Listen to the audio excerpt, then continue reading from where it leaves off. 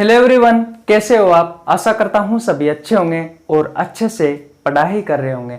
Guys, जैसा कि आपने थंबनेल और टाइटल में देखा, आज की इस वीडियो में हम बात करने वाले हैं रिप्रोडक्टिव सिस्टम अर्थात प्रजनन तंत्र के बारे में। गाइज, ये वीडियो सभी प्रतियोगी परीक्षाओं के लिए उपयोगी है।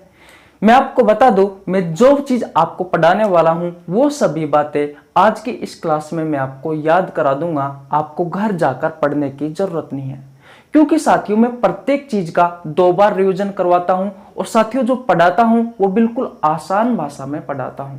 इसलिए साथियों सेशन में बहुत मजा आने वाला है। बिल्कुल हम आसान भाषा में, बिल्कुल धीरे धीरे हम साथियों स्टेप बाय स्टेप साथियों आगे बढ़ते जाएंगे और आपको सभी बातें समझ में आती जाएगी। तो फिर चलिए दोस्तों, देरी किस बात की, आज की क्लास स्टार्ट करते हैं। देखिए भैया, ये प्रजनन तंत्र की साथियों दूसरी क्लास है। अगर आपने पहली क्लास नहीं देखी है तो आपको नीचे लिंक डिस्क्रिप्शन में मिल जाएगा, या फिर आप चैनल पर जाकर चेकआउट कर सकते हैं, आपको पहली क्लास मिल जाएगी। आपको ये वीडियो तभी समझ में आएगी जब साथियों आप पहली क्लास पढ़ोगे। लेकिन मैं इतना बता दूं साथियों, अगर आप फिर भी अगर ये पहली बार ये वीडियो देख रहे हो, मैं आपसे वादा करता हूं ये क्लास आपको समझ में आ जाएगी। बट शर्त मेरी ये है कि आपको वीडियो शुरू से लेकर के एंड तक देखनी पड़ेगी। ओके भैया, अब हम स्टार्ट करते हैं आज की क्लास। रिप्रोडक्टिव सिस्टम यानी कि प्रजनन तंत्र। अब साथियों 2-5 मिनट में हम कल हमने जो पढ़ा उसके बारे में रिवीजन कर लेते हैं। साथियों सबसे पहले बात यह आती है कि भैया प्रजनन तंत्र क्या होता है। साथियों तंत्र का मतलब मैंने आपको बताया था कि जब अंग समूह बना लेते हैं साथियों तो उसे कहा जाता है सिस्टम या फिर तंत्र। तो साथियों ऐसे अंगों का समूह है जो भैया प्रजनन में सहायक हो, वो कहलाता है प्रजनन तंत्र। दूसरी बात क्या आती है साथियों, दूसरी बात यह आती है कि भैया रिप्रोडक्शन। प्रजनन क्या होता है साथियों, हमारी जैसी जाति का निर्माण करना या हमारी जैसी संतान का निर्माण करना साथियों क्या कहलाता है, प्रजनन कहलाता है। साथियों बात यह आती है कि हम प्रजनन क्यों करते हैं, तो साथियों हमारी जाति को बढ़ावा दे सके, हमारे व्यवहार को प्रबल रख सके, इसलिए साथियों हम प्रजनन करते हैं। अगर हम प्रजनन नहीं करेंगे तो साथियों हमारी जो जाति है ये धीरे धीरे इसका विकास रुक जाएगा और साथियों धीरे धीरे विलुप्त तो होती चली जाएगी। इसलिए भैया प्रजनन करना अति आवश्यक है। यहां तक बात समझ में आ गई। फिर साथियों हमने पढ़ा था कि प्रजनन के भैया 2 प्रकार होते हैं, एक होता है सेक्सुअल रिप्रोडक्शन और एक होता है एसेक्सुअल रिप्रोडक्शन, यानी कि लैंगिक प्रजनन और अलैंगिक प्रजनन। साथियों जो लैंगिक प्रजनन होता है उसमें साथियों 2 जनक की आवश्यकता होती है, यानी एक नर की और एक मादा की।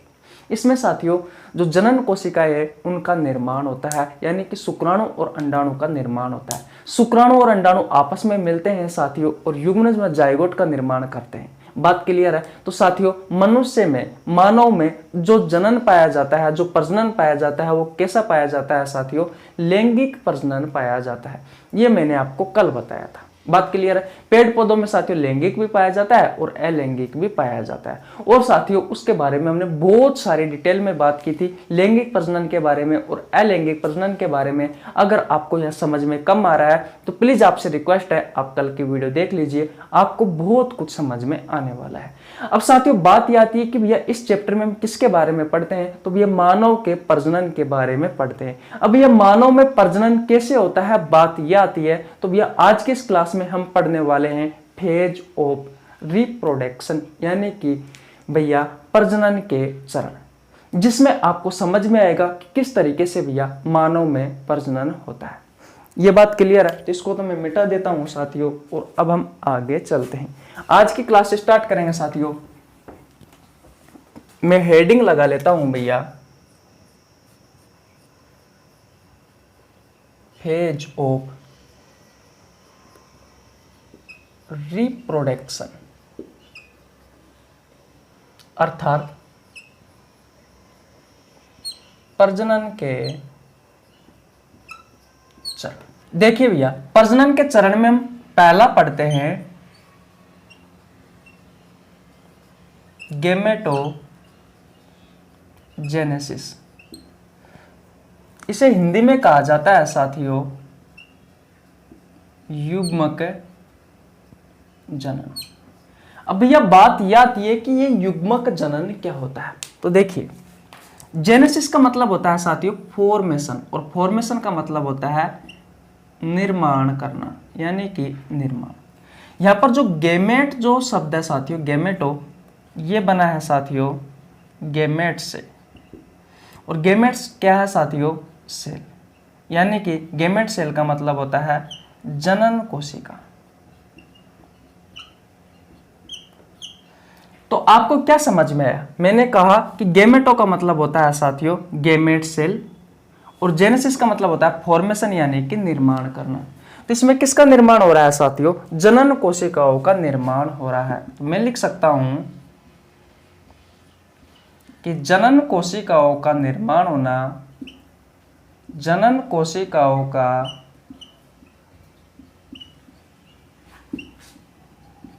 निर्माण होना, जनन कोशिकाओं का निर्माण होना साथियों क्या कहलाता है? युग्मक जनन कहलाता है। अब साथियों बात यह आती है कि ये जनन कोशिकाओं का निर्माण कहां होता है। तो साथियों ध्यान रखना है, जो जनन कोशिका है, इन जनन कोशिकाओं का निर्माण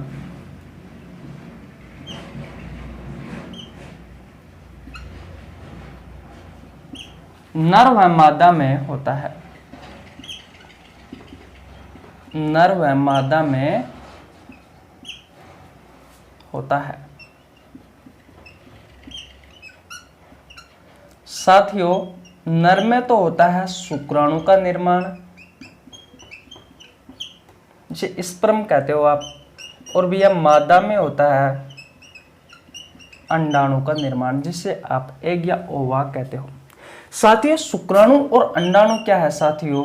ये भैया जनन कोशिका है। ये क्या है साथियों?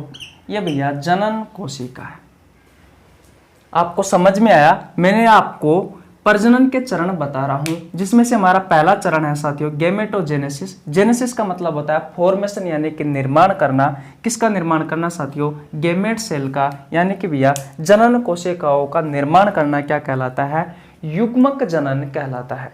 फिर मैंने आपको यह बताया कि जनन कोशिकाओं का निर्माण नर व मादा में होता है। नर में तो साथियों शुक्राणुओं का निर्माण होता है, और मादा में अंडाणुओं का निर्माण होता है। ये शुक्राणु और अंडाणु साथियों जनन कोशिका है। अब बात आती है साथियों कि शुक्राणु और अंडाणु का निर्माण नर व मादा में कब होना स्टार्ट हो जाता है। तो साथियों ध्यान रखना है, किशोर अवस्था में, किशोर अवस्था में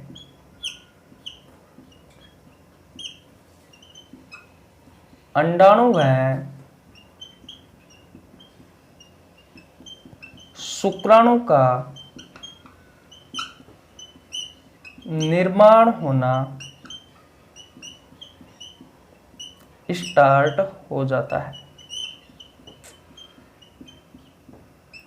अब भैया बात यह आती है कि किशोर अवस्था कब चालू होती है। तो साथियों 11 से 18 वर्ष तक का जो समय है, ये भैया किशोर अवस्था का समय है। मैं कह सकता हूं साथियों कि 11 वर्ष से साथियों शुक्राणु और अंडाणु का निर्माण होना स्टार्ट हो जाता है। यहां तक बात क्लियर है। बात यह आती है साथियों कि शुक्राणु का निर्माण तो कब तक होता है? नर में। और भैया मादा में अंडाणु का निर्माण कब तक होता है? तो सबसे पहले शुक्राणु की बात करते हैं। तो साथियों शुक्राणु का निर्माण 60 से 65 वर्ष तक होता है। 60 से 65 वर्ष तक होता है। बात क्लियर है। और अंडाणु की बात करते हैं साथियों, तो भैया अंडाणु का निर्माण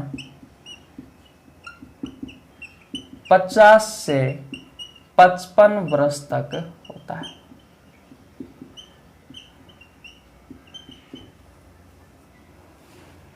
यह है भैया आपका युग्मक जनन। बोलो आपको क्या समझ में नहीं आया? अगर ये बात आपको पल्ले पड़ी है तो भैया स्क्रीनशॉट ले लीजिए, फिर मैं आपका एक बार और रिवीजन करवाता हूं। साथियों हम पढ़ रहे हैं प्रजनन के चरण, जिसमें से साथियों हमारा पहला जो चरण है वो है साथियों गेमेटोजेनेसिस। जेनेसिस का मतलब होता है साथियों फॉर्मेशन यानी कि निर्माण करना। यहां पर गेमेटो जो शब्द है ये यूज लिया गया है साथियों गेमेट सेल के लिए, यानी कि जनन कोशिकाओं के लिए। बात क्लियर है? तो जनन कोशिकाओं का निर्माण करना साथियों क्या कहलाता है? युग्मक जनन, या फिर मैं कह सकता हूं साथियों कि गेमेटोजेनेसिस कहलाता है। साथियों ये जो जनन कोशिका होती है इसका निर्माण नर में भी होता है और मादा में भी होता है। नर में तो साथियों शुक्राणुओं का निर्माण होता है और मादा में अंडाणुओं का निर्माण होता है। बात क्लियर है? ये शुक्राणु और अंडाणु साथियों दोनों ही जनन कोशिकाएं। बात यह आती है साथियों कि इन जनन कोशिकाओं का निर्माण होना कब स्टार्ट होता है नर और मादा में? तो साथियों किशोर अवस्था में इन जनन कोशिकाओं का, या फिर मैं कह सकता हूं कि अंडाणु और शुक्राणुओं का निर्माण होना स्टार्ट हो जाता है। बात यह आती है साथियों कि किशोर अवस्था कब स्टार्ट होती है? तो 11 वर्ष से लेकर के 18 वर्ष के बीच का जो समय है साथियों वो किशोर अवस्था का समय माना जाता है। बात क्लियर है? बात यह आती है साथियों कि शुक्राणु का निर्माण पुरुष में होता है यानी कि नर में होता है। कब तक होता है? लगभग 60 से 65 वर्ष तक होता है। और भैया अंडाणु का निर्माण कब तक होता है? तो भैया 50 से 55 वर्ष तक होता है। पहला चरण आपको समझ में आ गया? अगर पहला चरण आपको समझ में आ गया भैया तो स्क्रीनशॉट ले लीजिए, फिर मैं आगे चलता हूं, मिटा देता हूं।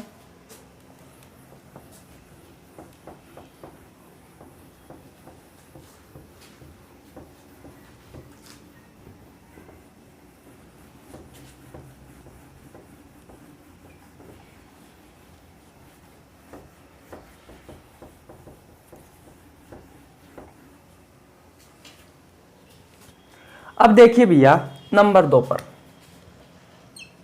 नंबर 2 पर आता है इंसेमिनेशन। इसे हिंदी में कहा जाता है साथियों गर्भाधारण। अब भैया ये इंसेमिनेशन यानी कि ये गर्भाधारण क्या होता है? तो मैंने आपको बताया था साथियों कि नर में शुक्राणु का निर्माण होता है। नर में किसका निर्माण होता है साथियों? शुक्राणु का निर्माण होता है। तो साथियों नर में जो शुक्राणु का निर्माण हुआ है उसे जननांगों के द्वारा मादा के शरीर तक पहुंचाना साथियों क्या कहलाता है? गर्भाधारण कहलाता है। क्या कहलाता है साथियों? गर्भाधारण कहलाता है। देखिए नर में जो शुक्राणु बना है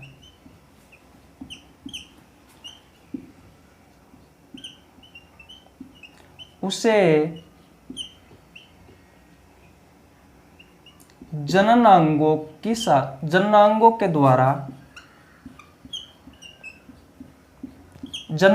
द्वारा मादा शरीर तक पहुंचाना क्या कहलाता है साथियों? इंसेमिनेशन, यानी कि भैया गर्भाधारण कहलाता है।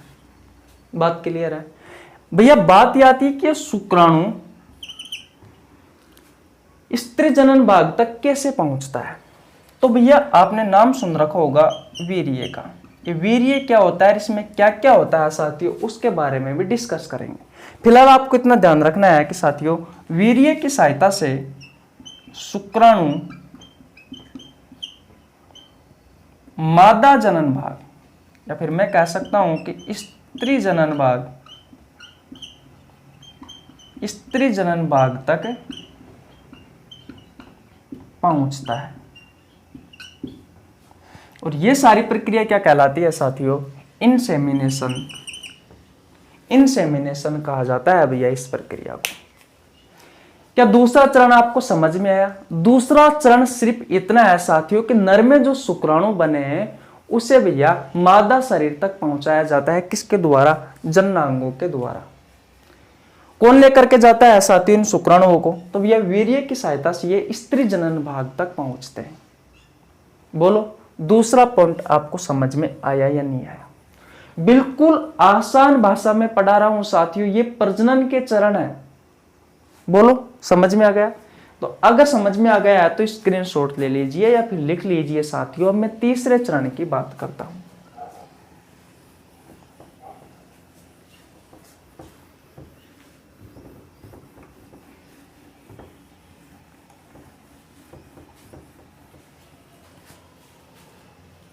देखिए भैया, अब बात करते हैं तीसरे चरण की।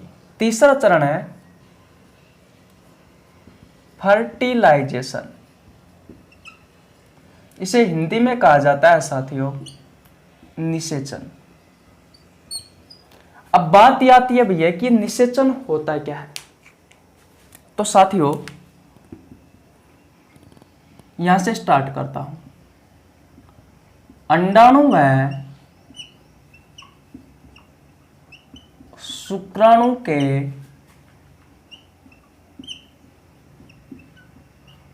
जुड़ने की प्रक्रिया निषेचन कहलाती है। निषेचन कहलाती है। अंडाणु और शुक्राणु के जुड़ने की जो प्रक्रिया होती है साथियों वो क्या कहलाती है? निषेचन कहलाती है। बात क्लियर है?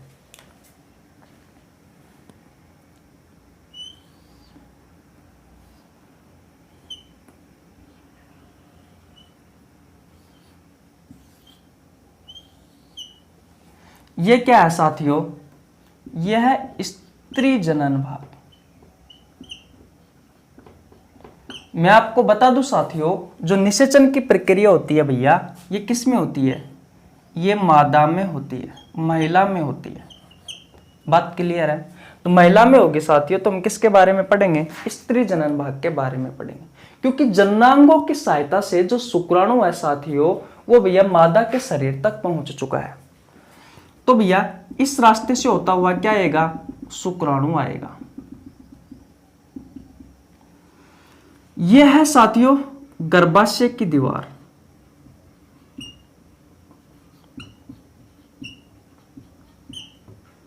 ये क्या है साथियों? यह है भैया अंडाशय। ये दोनों तरफ अंडाशय है। और साथ ही ये जो आपको ये नली दिख रही है साथियों ये है फैलोपियन ट्यूब। फैलोपियन ट्यूब इसे हिंदी में कहा जाता है साथियों अंडवाहिका नली। तो भैया ये शुक्राणु आया स्त्री जनन भाग में यानी कि मादा के शरीर में। अंडाणु से क्या निकलेंगे साथियों? एग या फिर ओवा निकलेंगे दोनों तरफ से। तो ये यहां जाएंगे और साथियों भैया शुक्राणु और अंडाणु आपस में मिल जाएंगे। अगर एक शुक्राणु एक अंडाणु को निषेचित करेगा तो भैया एक युग्मनज यानी कि एक जायगोट का निर्माण होगा। अगर दो शुक्राणु दो अंडाणुओं को निषेचित करेंगे साथियों तो दो युग्मनज का निर्माण होता है यानी कि दो बच्चा पैदा होते हैं उस स्थिति में। अगर तीन शुक्राणु तीन अंडाणुओं को निषेचित करेंगे साथियों तो भैया तीन बच्चे पैदा होंगे। लेकिन संभावना होती है साथियों अधिकांश कि एक शुक्राणु एक अंडाणु को ही निषेचित करता है। बात क्लियर है? निषेचन क्या होता है? तो अंडाणु और शुक्राणु के जुड़ने की जो प्रक्रिया होती है साथियों वो निषेचन कहलाती है। जब अंडाणु और शुक्राणु आपस में मिलते हैं भैया तो किसका निर्माण करते हैं? ये निर्माण करते हैं साथियों जायगोट का। ये जायगोट क्या होता है अब समझिए। ये तो है साथियों अंडाणु और ये है साथियों शुक्राणु आपस में जुड़े तो भैया निषेचन की प्रक्रिया हुई।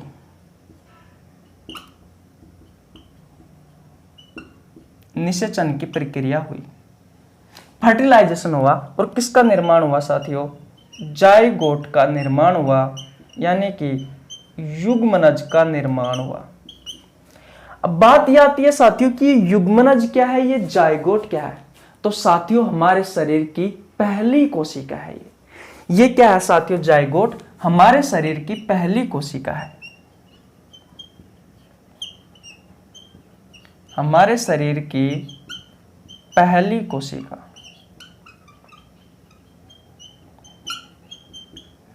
इसे साथियों मानव शरीर की ईंट भी कहा जाता है।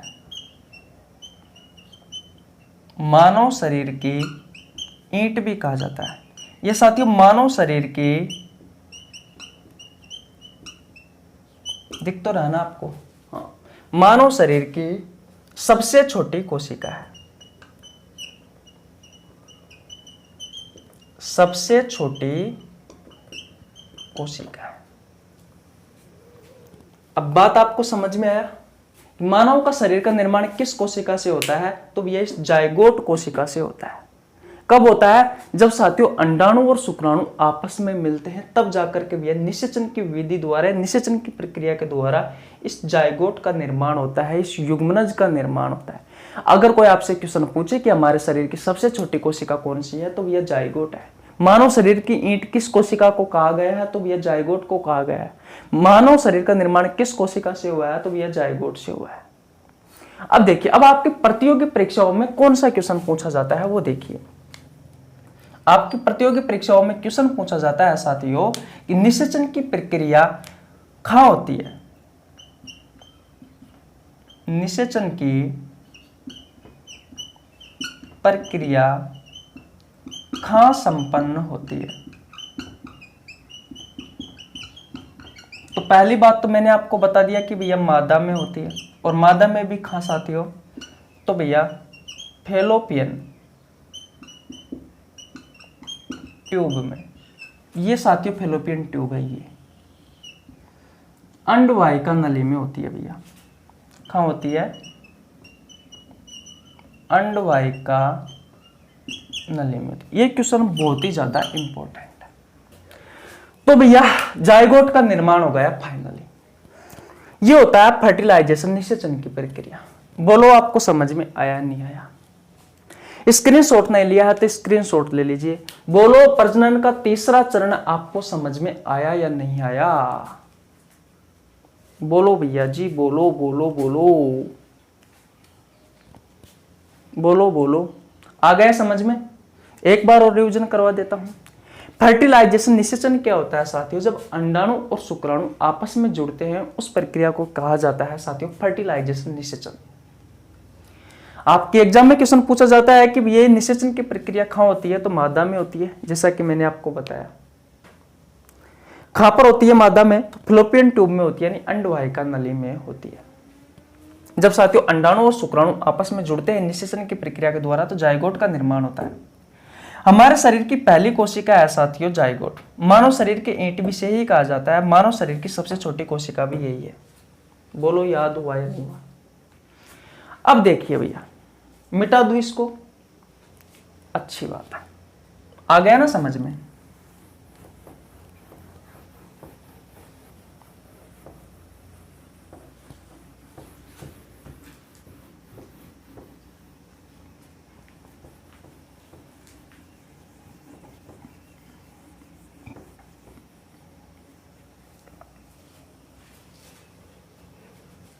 देखिए भैया, अगला चरण पढ़ने से पहले मैं आपको बता देता हूं। ये फैलोपियन ट्यूब है साथियों, इसमें जाइगोट का निर्माण हुआ। अब साथियों हुआ क्या है कि ये जाइगोट इस फैलोपियन ट्यूब से आकर के कहां चिपक जाता है? गर्भाशय की दीवार में चिपक जाता है। तो यह प्रक्रिया कहलाती है साथियों ब्लास्टोसिस।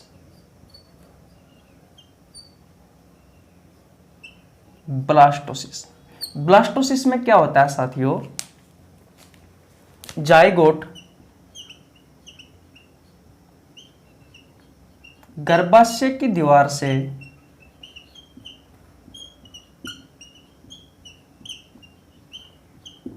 चिपक जाता है।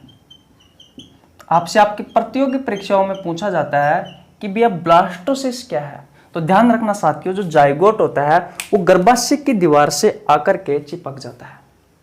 बात क्लियर है? ब्लास्टोसिस समझ में आ गया? ओके। अब देखिए भैया, अब हम पढ़ते हैं अगला चरण। मिटा दूं ना? ओके।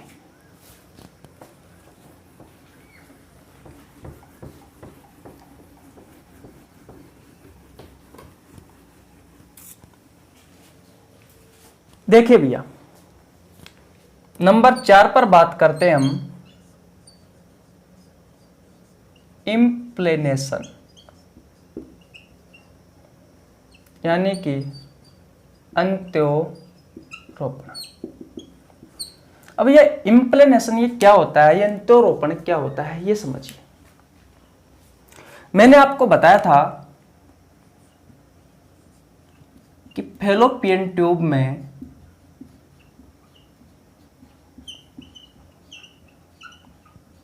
जाइगोट का निर्माण होता है। बताया था ना मैंने आपको कि भैया फैलोपियन ट्यूब में जाइगोट का निर्माण होता है। अब साथियों होता क्या है, ये जो फैलोपियन ट्यूब है ये सिकुड़ती है। इसमें साथियों सिकुड़न पैदा होती है। किसमें? इस फैलोपियन ट्यूब में। जिससे होता है क्या है साथियों, ये जो जाइगोट है ये जाइगोट नीचे की तरफ खिसकता है। फैलोपियन ट्यूब सिकुड़ती है जिससे जाइगोट नीचे की तरफ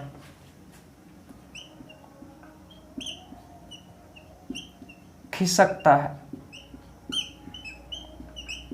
और ये नीचे की तरफ है गर्भाशय की दीवार से चिपक जाता है और यह नीचे की तरफ गर्भाशय की दीवार से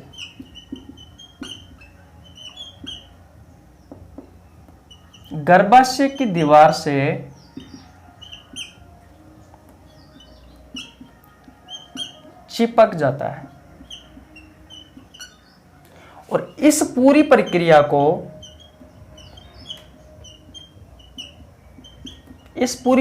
को क्या कहा जाता है साथियों? अंत्योरोपण कहा जाता है।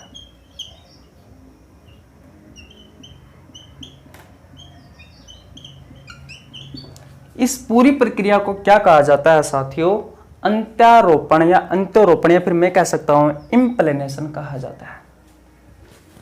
अरे भैया कुछ इस तरीके से तो अभी हमने डायग्राम बनाया था। यह है फैलोपियन ट्यूब, यह अंडाशय है। यहां पर अंडाणु का निर्माण हुआ है।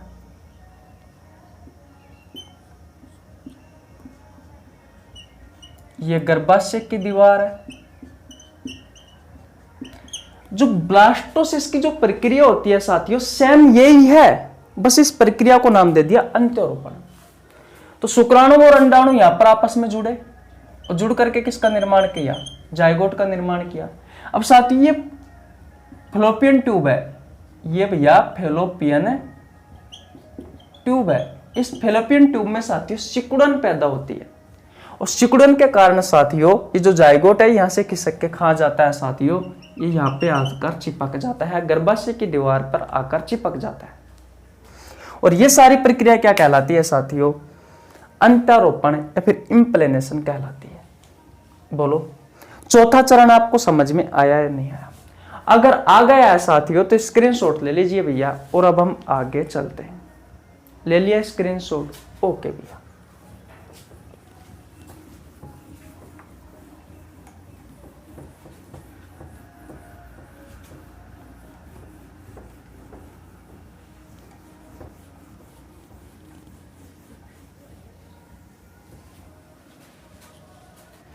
अगली देखिए भैया नंबर 5 पर गेस्टेशन। इसे हिंदी में कहा जाता है गर्भावधि। साथियों गर्भावधि में क्या होता है? भ्रूण का विकास होता है पूरे 9 माह तक। इसी में ही साथियों उत्तकों का निर्माण होता है, अंगों का निर्माण होता है, भ्रूण बनता है और पूरे 9 माह तक साथियों ये इसी गर्भावधि में रहता है। बात क्लियर है? और देखिए भैया, इस गर्भावधि में होता क्या है साथियों, मां और बच्चे के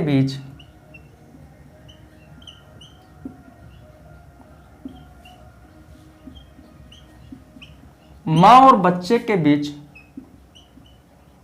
ऊतकों की एक झिल्ली, मैं कह सकता हूं टिश्यू की एक मेम्ब्रेन का निर्माण होता है।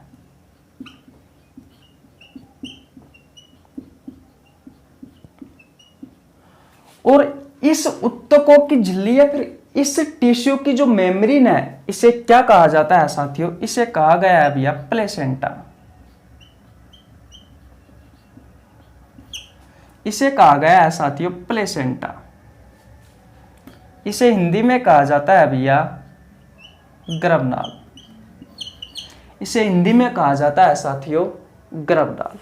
साथियों, इस गर्भनाल की सहायता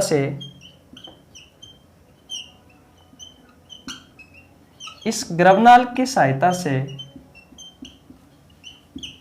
मां अपने बच्चे को पानी, ग्लूकोज और साथियों ऑक्सीजन उपलब्ध करवाती है। बात आपको समझ में आई? तो भैया आपसे आपकी प्रतियोगी परीक्षाओं में क्या क्वेश्चन पूछा जाएगा कि मां अपने बच्चे को भोजन किस नाल के थ्रू देती है? तो गर्भनाल के थ्रू देती है। फिर पूछा जा सकता है कि मां अपने बच्चे को भोजन किसके थ्रू देती है भैया? तो गर्भनाल या प्लेसेंटा के थ्रू देती है। बोलो, यह बात आपको समझ में आई या नहीं आई? पूरे 9 माह तक साथियों ये जो गर्भावधि है साथियों, इस गर्भावधि में भ्रूण का विकास होता है। इस गर्भाशय में साथियों विकास होता है। बोलो भैया, मां और बच्चे के बीच में साथियों एक ऊतकों की एक झिल्ली होती है, उसका निर्माण होता है, उसे प्लेसेंटा गर्भनाल कहा जाता है। इस प्लेसेंटा के थ्रू ही साथियों मां अपने बच्चे को पानी देती है, ग्लूकोज यानी कि भोजन देती है, ऑक्सीजन देती है। साथियों जो चीज अपने बच्चे को जरूरत होती है वो सारी चीजें उपलब्ध करवाती है। बोलो, तो भैया बच्चे का निर्माण पूरा 9 माह तक इस अवस्था में होगा। अगर यह बात आपको समझ में आ गई है साथियों तो स्क्रीनशॉट ले लीजिए। ले लिया भैया? पूरे 9 माह तक साथियों बच्चा इस अवधि में, इस चरण में रहेगा। अब साथियों क्या होगा? अगले चरण में बच्चे का जन्म होगा। देखिए भैया, मिटा देता हूं।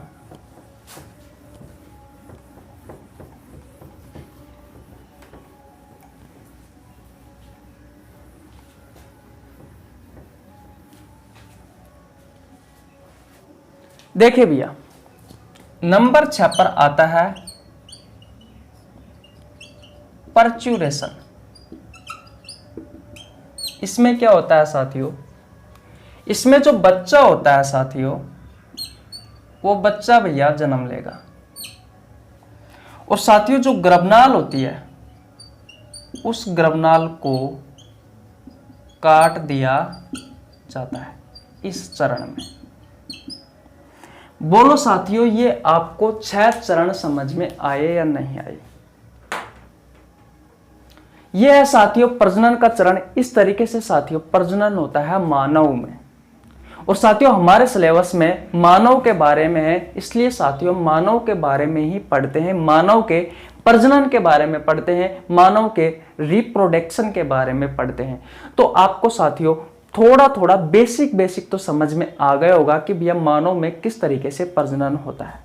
अब साथियों हम कल की वीडियो में नर प्रजनन तंत्र और भैया मादा प्रजनन तंत्र के बारे में अलग अलग पढ़ेंगे। एक क्लास में नर प्रजनन तंत्र के बारे में पढ़ेंगे और एक क्लास में साथियों मादा प्रजनन तंत्र के बारे में पढ़ेंगे। यानी कि ये अंडाशय क्या होता है जिससे अंडाणु का निर्माण होता है।